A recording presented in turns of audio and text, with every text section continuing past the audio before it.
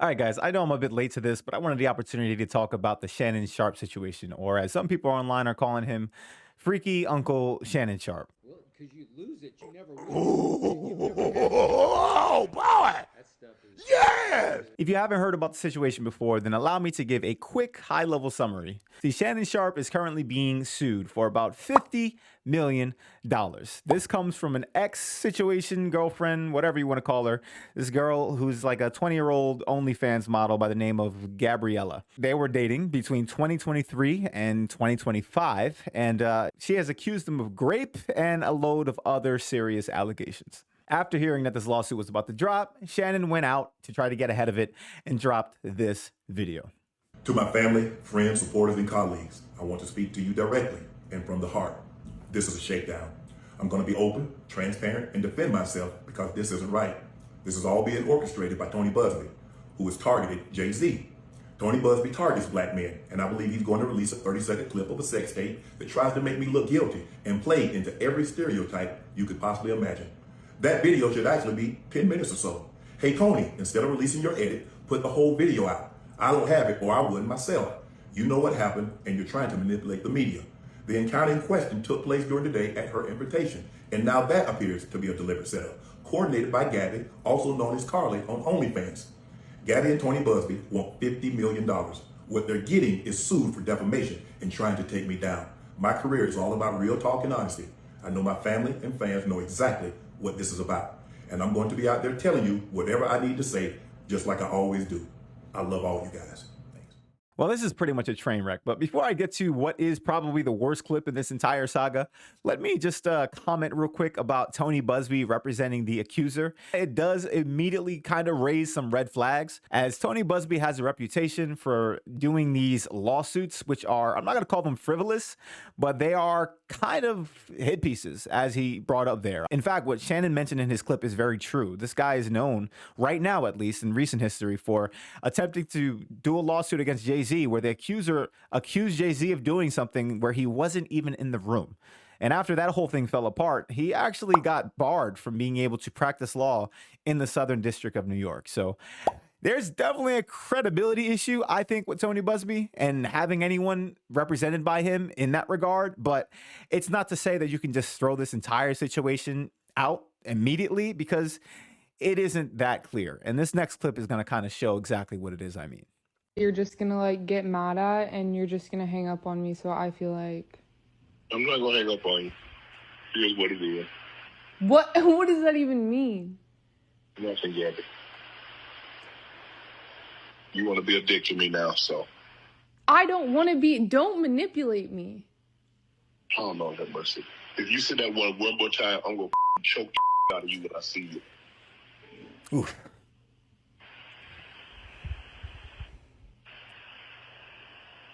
Thank you.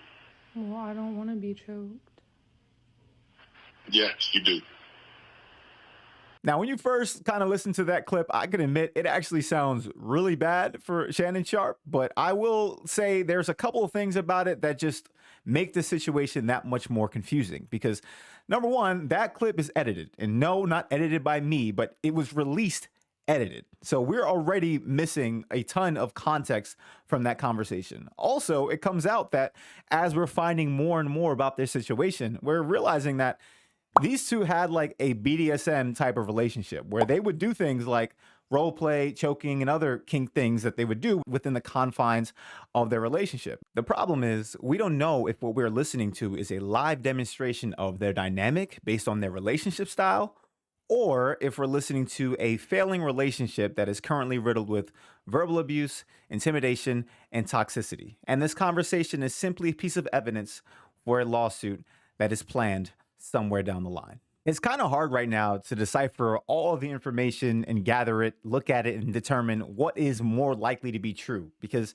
these things are just very conflicting. Because on one hand, I could admit that when I originally heard about the story, especially after seeing the lawyer representing the accuser, it kind of seemed like a bit of a shakedown. Your money or your life. But also, you learn that Shannon was looking to settle this case for about $10 million before they filed the lawsuit. But the accuser declined the settlement, and that's why we are where we are right now. Now, the first thing that comes to my mind is that Shannon Sharpe was apparently in contract negotiations for up to $100 million for all of his media ventures.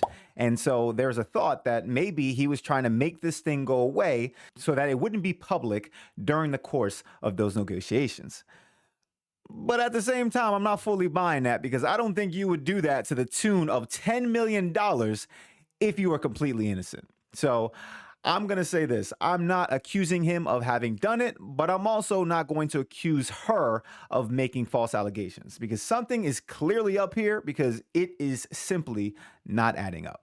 Now, the last place I want to take this conversation is where people are taking it online, which is whether or not Shannon Sharpe should have been talking to this girl in the first place. Because what they're looking at is the fact that Shannon Sharpe right now is 56 years old, and that girl is about 22. So when they started talking, that means she was 20.